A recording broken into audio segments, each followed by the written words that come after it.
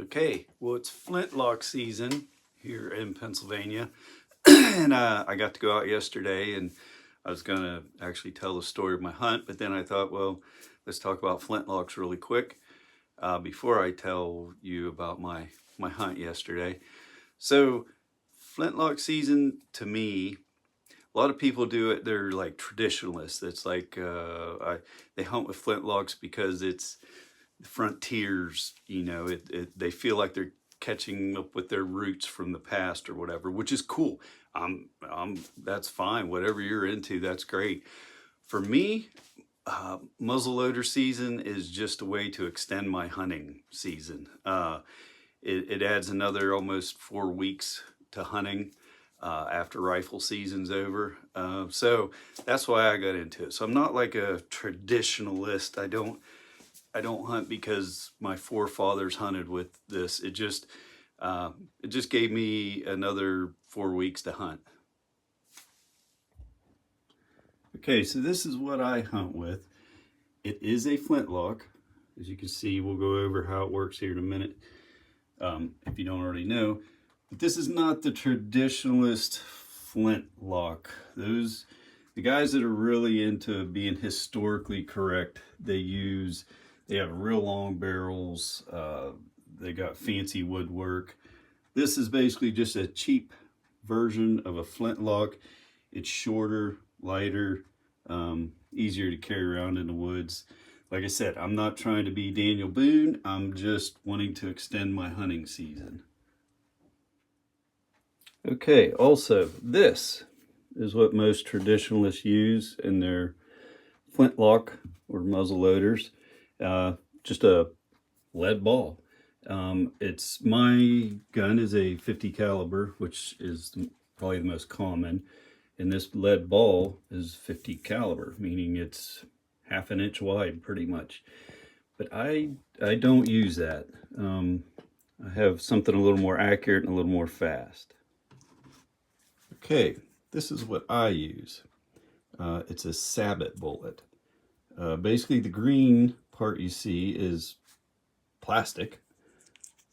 It is 50 caliber in diameter, so across there is the same as what that lead ball is.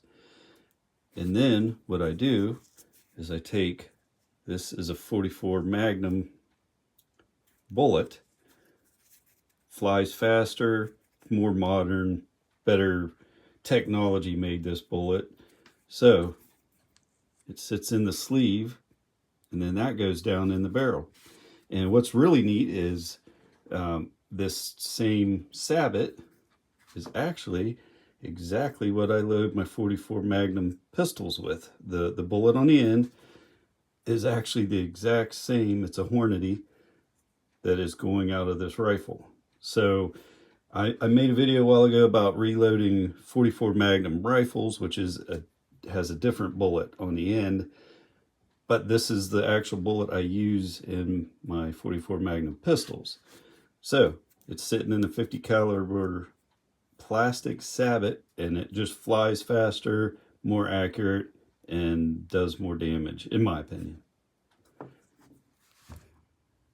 Okay, before I tell my hunting story, I'm going to show you how it worked. I'm going to try to do this one hand, and I'll tell you what the parts are and how a muzzleloader flintlock works.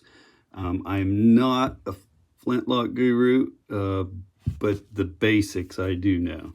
Okay, this is your hammer, of course. So when you're going to shoot, you got to cock it back. The white that you see is flint. It's a piece of flint.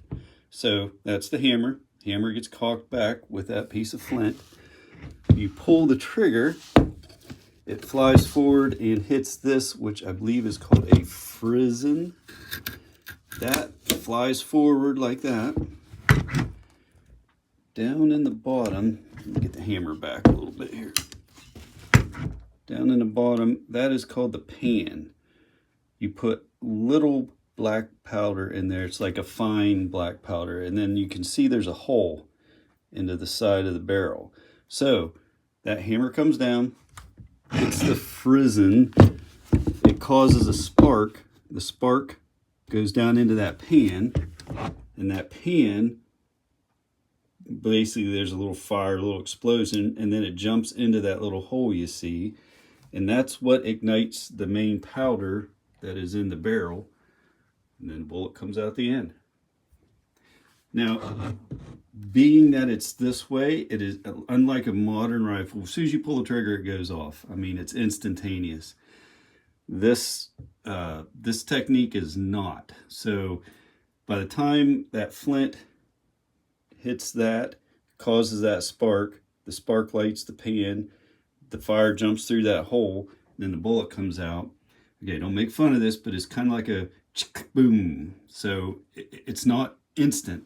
So the hard thing about muzzleloader hunting is once you pull that trigger, you got to be good with your follow through, which means you got to keep aiming.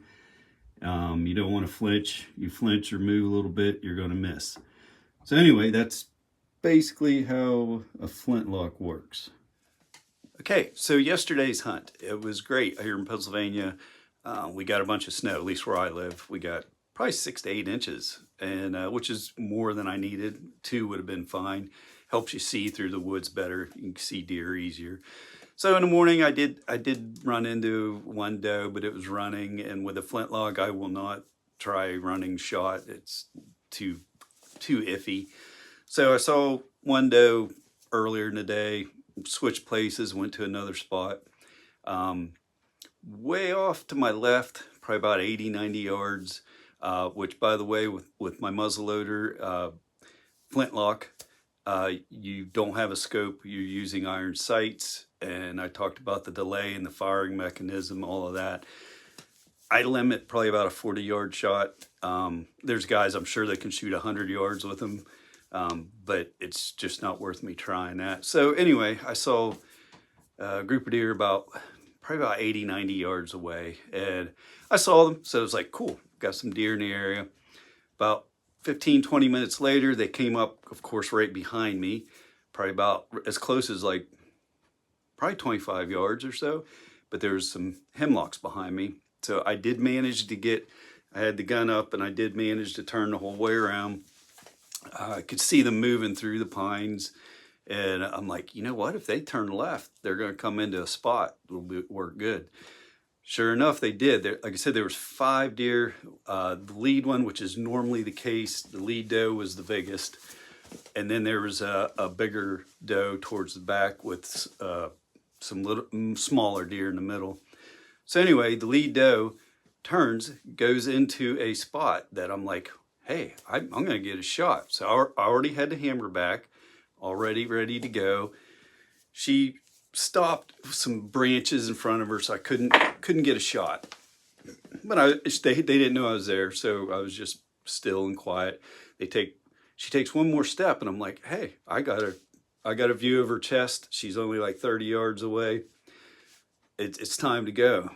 So I'm aiming at her, and other muzzleloader flintlock guys, mostly flintlock, will understand this. I'm aiming at her, click. Okay, the hammer fell down, it hit that frizzen, made some sparks, but nothing in the pan lit. Well, when they're only 30 yards away and there's a click noise, 4 deer went and looked directly at me because they heard the hammer fall. So now there's not much I can do, but my hand's up there, so I'm trying to recock the hammer, trying to pull that frizzen back because it opened up. And by then, I guess the deer decided it wouldn't be wise to stay around anymore, so they took off. So anyway, typical flintlock experience. It's happened to me just a couple times, but they don't always go off, and that means I'm gonna have to keep hunting. All right, catch you later.